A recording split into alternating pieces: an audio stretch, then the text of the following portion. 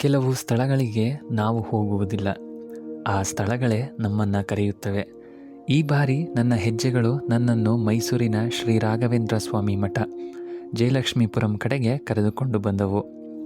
ಮಠದ ಒಳಗೆ ಕಾಲಿಟ್ಟ ಕ್ಷಣ ನಗರದ ಗದ್ದಲ ಎಲ್ಲೋ ದೂರ ಉಳಿದಂತೆ ಅನ್ನಿಸಿತು.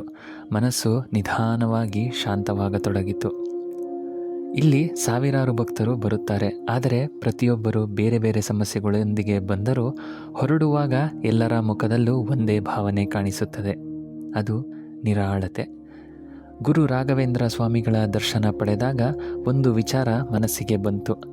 ನಮ್ಮ ಸಮಸ್ಯೆಗಳಿಗಿಂತ ದೊಡ್ಡದು ದೇವರ ಕೃಪೆ.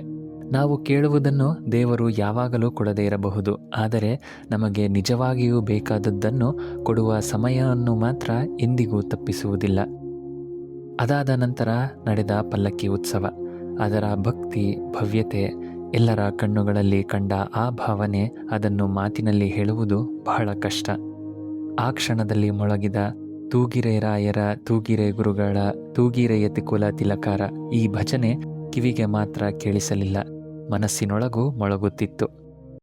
ಕುಂದಣಮಯವಾದ ಚಂದದ ತೊಟ್ಟಿಲೋಳಂದದಿ ಮಲಗ್ಯಾರೆ ತೂಗೀರೆ, ನಂದನ ಕಂದ ಗೋವಿಂದ ಮುಕುಂದನ ಚಂದದಿ ಭಜಿಪಾರ ತೂಗೀರೆ.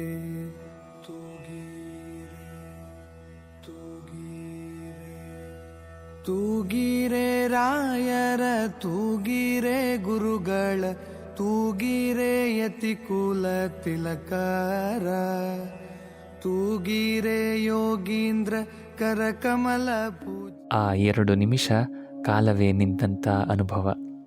ನಂತರ ಸಿಕ್ಕ ಪ್ರಸಾದ, ಅದು ಸೇವೆ, ಅದು ಆಶೀರ್ವಾದ, ಅದು ಸಮಾನತೆಯ ಪಾಠ. ಇಲ್ಲಿ ಎಲ್ಲರೂ ಒಂದೇ, ಭಕ್ತಿ ಮಾತ್ರ ದೊಡ್ಡದು. ಗುರು ರಾಘವೇಂದ್ರ ಸ್ವಾಮಿಗಳು ಹೇಳಿದಂತೆ, ನನ್ನನ್ನು ಸ್ಮರಿಸುವವರನ್ನು ನಾನು ಎಂದಿಗೂ ಕೈ ಬಿಡುವುದಿಲ್ಲ.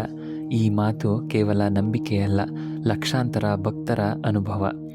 ಇಲ್ಲಿಂದ ಹೊರಡುವಾಗ ನಾನು ಏನನ್ನೂ ತೆಗೆದುಕೊಂಡು ಬರಲಿಲ್ಲ, ಆದರೆ ಮನಸ್ಸಿನ ತುಂಬ ಶಾಂತಿ, ಸ್ವಲ್ಪ ಹೆಚ್ಚು ನಂಬಿಕೆ ಮತ್ತು ಜೀವನವನ್ನು ಮತ್ತೊಮ್ಮೆ ನಗುತ್ತಾ ಎದುರಿಸೋಣ ಎನ್ನುವ ಧೈರ್ಯವನ್ನು ಮಾತ್ರ ತೆಗೆದುಕೊಂಡು ಬಂದೆ. ಧನ್ಯವಾದಗಳು.